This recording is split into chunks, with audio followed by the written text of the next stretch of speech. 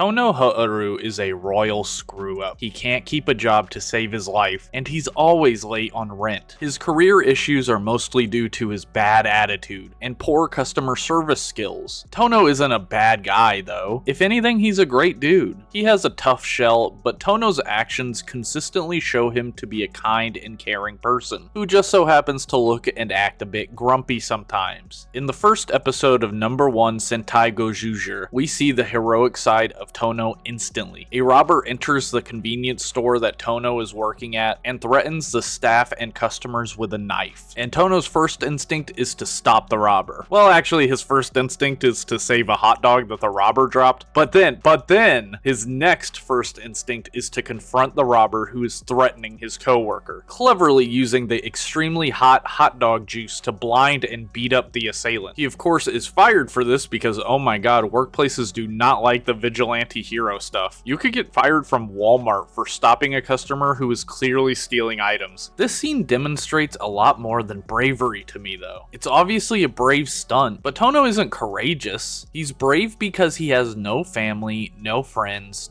nothing. Tono is alone in this world and feels as though his life is meaningless. He has no hopes, no dreams, he just exists. Dreams are an important theme to No.1 Sentai Gozyuger, and to be honest, most of the toku I've watched has had a heavy emphasis on dreams. It's a basic message, but these shows take the idea of having a dream to the extreme bars. The typical toku hero is willing to die for their dreams, or the dreams of others. I think a lot of Westerners would sneer at the idealistic version of following your dreams in these shows, but I find it very charming and honestly refreshing. This dynamic also makes Tono stand out as a character. A toku hero without a dream is a really interesting pitch to me, and it's made even more interesting when Tono is confronted by Tega Sword, a godlike being whose whole pitch is making dreams come true through a battle royale. Tono is initially disinterested in the offer because he believes he doesn't have any dreams, but Tega Sword seems to see more within him, more than Tono can even see himself. Ultimately, Tono agrees to joining the battle for the Sentai rings and becomes Gozyu Wolf. I absolutely love the look of Gozyu Wolf. Something about the little ears just makes me so happy. The way he dives into battle is so awesome, and this one scene of him beating this bellhead guy up got me to watch the show. I also love that whenever he has an enemy, he circles them with his fingers and says, "You are now my prey." Just badass aura farming. The monsters Tono fights are from another dimension called No.1 World. We don't know exactly what's going on with this world yet, but there is some sort of wedding theme going on with this bride and groom monster hanging around, and there's also this candle guy who hates Gozyu Wolf. Tono is actually much more connected to No.1 World than the audience first realizes, as it's revealed that Tono and his brother got lost in the woods one day and ended up in No.1 World. I'm not sure how, maybe they no-clipped in like the back rooms. Tono, his brother, and a group of seemingly random people are chased by the monstrous No-Ones. Tono lost his brother and somehow found himself back in the real world 10 years later. When he comes back, he finds that his parents have fully moved on and even have new children, effectively replacing Tono and his brother. This is obviously extremely sad, and this event broke Tono in some way. Tono describes all of this backstory to the former Prime Minister of Japan as they play house.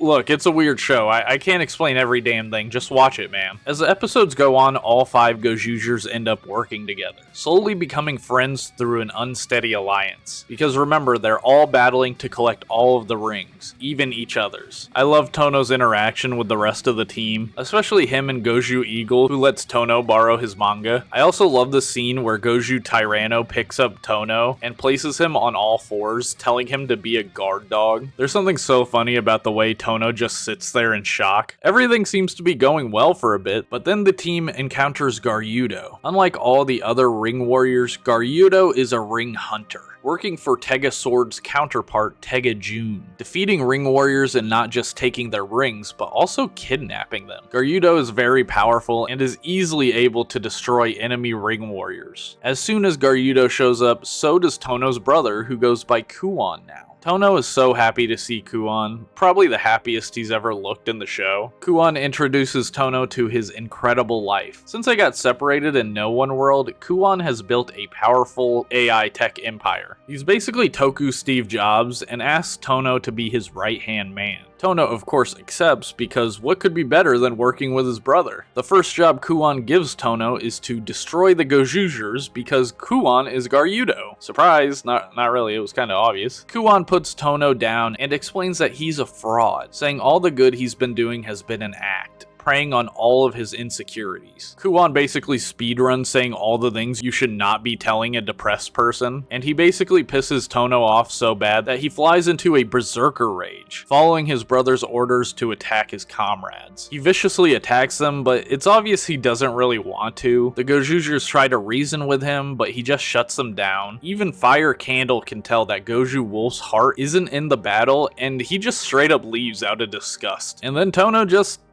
gives up. He doesn't want to fight anymore, saying he never even had a wish, and Tono walks away from the Gozyugers, his brother, everything. This was a devastating scene to watch, especially after Tono's recent breakthrough with the former Prime Minister. Tono goes back to what he was doing before the battle for the rings, lifelessly working at a job. Except this time it's actually working in his favor. The people that come to this restaurant seem to love his slightly rude attitude. Fire Candle randomly shows up at the restaurant and tries to dine and dash, but is stopped by Tono. The two get into a heated argument, and Tono's boss suggests that Fire Candle should work off his debt. The arrogant No.1 Worlder agrees and claims he will be the #1 server, and calls Tono chicken for not wanting to contest him to be #1. Tono of course takes the bait, and the two have a hilarious competition to be #1 in sales. By the way, the whole time Fire Candle never realizes that it's Tono he's against, even though it's very obvious, and Tono doesn't even attempt to hide his identity. After Fire Candle stops a fellow dine and dasher, he and Tono have a weirdly inspiring conversation. Fire Candle explains that he wants to be #1, but the fight to be #1 is what actually matters to him. They kind of help each other in a way, even though Fire Candle has decided they're mortal enemies. Meanwhile, Kuon confronts the other Gozyugers at their base. Revealing just how crazy he is, Kuon wants to control every part of Tono's life, calling him his puppet. He tells the group that none of them can be his friend and to stay away from Tono, but they reject that, fighting for both their and Tono's right to do as they please. Kuon, in a very normal, not crazy way, tells them that they have to die for this. He's easily stomping the Gozyugers using the Universe Warriors as his minions. Tono arrives but stops in his tracks at the sight of Garyudo. The Gozyugers try to appeal to Tono by telling him he has debts he needs to pay with all of them. I love the line, "Without you, we'd be sad, like if our dog got lost." There's an ongoing theme of Tono being compared to a dog because he's Gozyu Wolf, and I just felt like that line really fit well. The team is defeated and Tono comes face to face with Garyudo, who continues to prey on his insecurities. Tono snaps out of it though and finally fights back, admitting to himself that he wants to fight for this world, and is able to summon his personal weapon for the first time, which is a sword that can rip open portals and make giant slash waves. It's seriously overpowered, which is exactly what Gozyu Wolf needed to defeat his crazy-ass brother. Obviously, Tono and Kuon's story is not finished. We have a whole season to get through after all, but I thought this 2-episode introductory arc was incredible. Tono is a very relatable character in my opinion. It's really easy to close yourself off from the world and disconnect from others. It's way too easy to give in and give up, and it's so hard to get up and fight. But the fight is everything. The fight connects you with others. The fight is what fulfills you, regardless of whether you win or lose. Tono calls himself the Stray, but with every episode it becomes more and more clear that he's been adopted. Happy Tuesday morning, everybody. Thank you for watching my little monologue on Gozyu Wolf. I'm sure I missed some stuff, so I would love to hear your Tono takes in the comments. I've been struggling with what I should do with this channel for a bit. I don't want it to be a no-effort channel where I just yap at the camera. There's this funny little worm in my brain that wants anything I do to be successful, and the worm told me to copy Delta Tryon's character analysis video format. Obviously, that's a little joke. Delta is so much better at it than I am. But this format kind of seems perfect for Toku because the main thing these shows are great at is getting me interested in their characters. I chose to talk about Tono first since there are less episodes of Gozyuger out, but the next videos I plan to make are on Valvarad from Gotchard and Valen from Gavu. You can tell the guys with the haunting backstories interest me the most. Oh yeah, please like and subscribe. This Toku channel is a major passion project, and I can only really dedicate time to it if I know people want more. So please consider supporting me with a few button clicks. Alright y'all, I'll see you next Toku's Day. I just bit my tongue, it hurt. Ow.